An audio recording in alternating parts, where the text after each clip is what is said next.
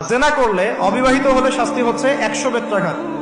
তোমরা যারা এখন জেনা করেছো বা করছো, এখানে উপস্থিত আছো বা এই লেকচার শুনবে, ছেলে বা মেয়ে যেই হও না কেন, তোমাদের ঘাড়ের উপরে এক একটা জেনার জন্য 100 বেত্রাঘাতের শাস্তি ঝুলে আছে।